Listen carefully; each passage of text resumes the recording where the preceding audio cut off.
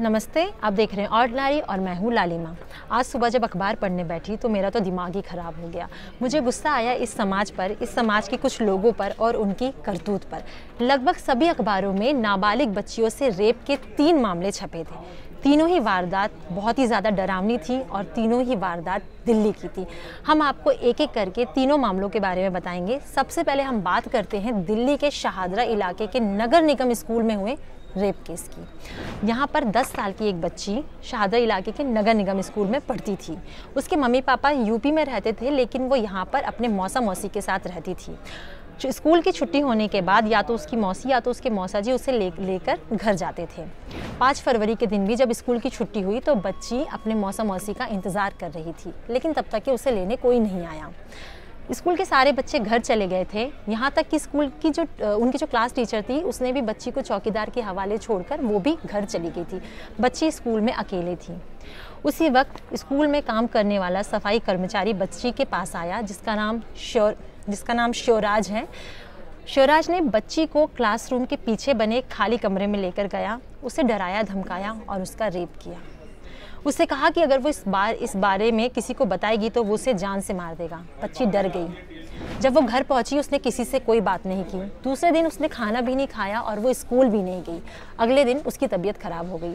उसे घर वालों ने उससे कई बार पूछा कि आखिर हुआ क्या है, लेकिन बच्ची इतनी ज़्यादा डरी हुई थी श्योराज की धमकियों से कि वो कुछ भी नहीं बता पाई। बाद में बच्ची के परिवार वाले उसे डॉक्टर के पास लेकर गए। जब डॉक्टर ने पूरा चेकअप किया तब डॉक्टर्स को ये संदेह हुआ कि बच्ची के साथ कुछ तो गलत हुआ है, तो डॉक्टर्स ने बच्चियों से सवाल जवाब किए। उसके बाद बच्ची ने आखिरकार जो भी उसके साथ हुआ था वो बता दिया। सारा मामला जानने के बाद बच्ची के परिवार वालों ने पुलिस को शिकायत की और पुलिस ने छानबीन की और उसके बाद पॉक्सो एक्ट और रेप के मामलों के तहत जो श्योराज है उसकी गिरफ्तारी कर ली। इसके अलावा जो नगर निगम है उसने भी इस मामले को काफ़ी सीरियसली लिया। एक कमेटी बनाई 4 लोगों की और इस कमेटी ने जांच पड़ताल की, एक रिपोर्ट बनाई जो कि निगम को सौंप दी गई थी। 11 फरवरी को निगम ने इसमें बहुत कड़ी कार्यवाही की और 4 लोगों को सस्पेंड किया।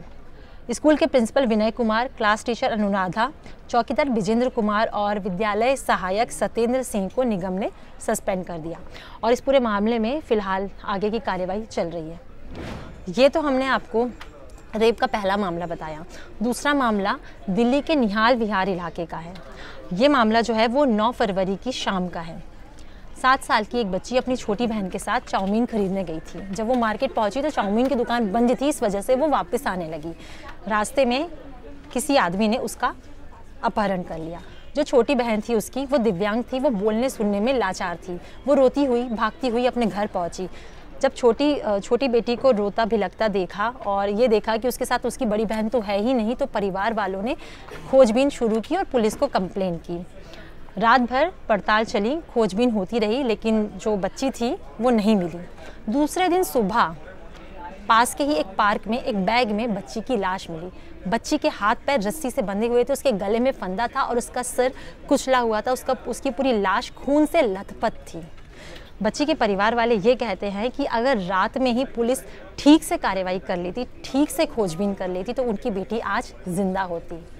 उसके बाद जब बच्ची की लाश मिली तो पुलिस ने सीसीटीवी फुटेज जो पार्क के आसपास लगे हुए थे उनको खंगालना शुरू किया।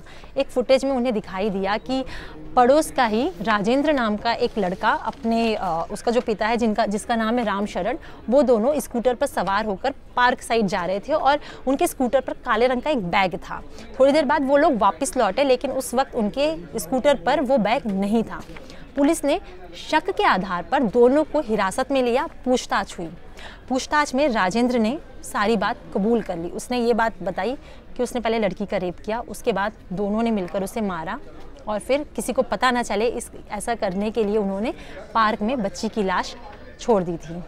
इस मामले में जो आरोपी राजेंद्र है उसके ऊपर ये पहला केस नहीं है रेप का। इसके पहले भी उसके ऊपर रेप के आरोप लग चुके हैं। साल 2016 में उसके ऊपर रेप का एक केस दर्ज हुआ था, लेकिन उस वक्त वो नाबालिग कहकर उसने खुद को जमानत दे दी थी और अब ये जो दूसरा मामला है इसके तहत उसकी गिरफ्तारी हुई है। पुलिस अब इस मामले में ये पड़ताल कर रही है कि राजेंद्र के खिलाफ इन 2 मामलों के अलावा भी क्या कोई और मामला चल रहा है या फिर किसी और बच्ची के साथ उसने इस तरह का कोई काम किया है। ये पूरी पड़ताल अभी पुलिस कर रही है। ये तो हमने आपको रेप का दूसरा मामला बताया। अब हम आपको तीसरे मामले के बारे में बताते हैं। जो तीसरा मामला है वो दिल्ली के नारायणा इलाके का है। घटना जो है वो 6 फरवरी की है और 6 फरवरी के दिन 5 साल की एक बच्ची का जो सार्वजनिक शौचालय होता है वहाँ पर रेप हुआ था और बच्ची का रेप किया था उस शौचालय में काम करने वाले एक आदमी ने। 35-38 की उम्र का वो आदमी था जिसका नाम कैलाश था। बच्ची जब शौचालय पहुंची तो उस आदमी ने बच्ची को डराया धमकाया, पीछे साइड ले जाकर उसने उसका रेप किया। उसने उसे ये धमकी दी कि अगर वो इस घटना के बारे में अपने मम्मी पापा को बताएगी तो वो उसके मम्मी पापा को जान से मार देगा। बच्ची डर गई, वो सहम गई। वो डरी सहमी अपने घर पहुंची। उसकी हालत बहुत ज़्यादा ख़राब थी। जब बच्ची घर पहुंची तो उसकी मम्मी ने उसकी ऐसी हालत देख के, क्योंकि उसकी तबीयत ख़राब हो गई थी, उससे कई सारे सवाल किए कि आखिर हुआ क्या है। बहुत ज़्यादा पूछने पर, कई सारे सवाल करने के बाद बच्ची ने अपनी माँ को बच्ची के पेरेंट्स ने इस मामले में तुरंत ही दिल्ली महिला आयोग को शिकायत की और बच्ची को अस्पताल में भर्ती कराया। यहाँ पर दिल्ली पुलिस ने कैलाश को गिरफ्तार किया और अभी बच्ची का इलाज जो है वो अस्पताल में चल रहा है और पुलिस इस मामले में कार्रवाई कर रही है। पुलिस का ये कहना है कि बच्ची ने ये भी बताया है कि ये पहली बार नहीं है जब कैलाश ने उसका रेप किया है, इसके पहले भी वो उसका रेप कर चुका है। इसके अलावा ये कोई इकलौती लड़की नहीं है, इसके अलावा भी और भी बच्चियों का कैलाश रेप कर चुका है, ऐसा पुलिस का कहना है। इस मामले में जो भी अपडेट आएगी हम आपको ज़रूर पहुंचाएंगे। लेकिन एक सबसे बड़ा सवाल ये है, ये सवाल उन लोगों से है जो ये बात कहते हैं कि अगर लड़कियों के साथ कुछ गलत होता है या उनका रेप होता है तो गलती जो है वो लड़कियों की होती है। जो लोग ये बोलते हैं कि लड़कियों को ठीक कपड़े पहनना चाहिए, सभ्य कपड़े पहनना चाहिए, रात में बाहर नहीं घूमना चाहिए, शराब नहीं पीनी चाहिए, सवाल उनसे है कि छोटी बच्ची जो स्कूल ड्रेस पहनती है उसके कपड़ों में ऐसा क्या अश्लील है कि उसका रेप हो गया। क्या वो रात में बाहर घूम रही थी या वो शराब पी रखी थी? ये सबसे बड़ा सवाल है। उसके बारे में क्या जवाब देंगे वो ज्ञानी लोग जो लड़कियों को सलीके से कपड़े पहनने की सीख देते हैं। ये जो पूरी घटनाएं हुई हैं, तीनों घटनाएं हमने आपको बताई है, इसके बारे में आपका क्या कहना है हमें कमेंट सेक्शन में ज़रूर बताइए। अगर इस वीडियो को आप फेसबुक पर देख रहे हैं तो ऑर्डिनरी के फेसबुक पेज को लाइक कीजिए। अगर इसे आप यूट्यूब पर देख रहे हैं तो ऑर्डिनरी के यूट्यूब चैनल को सब्सक्राइब कीजिए।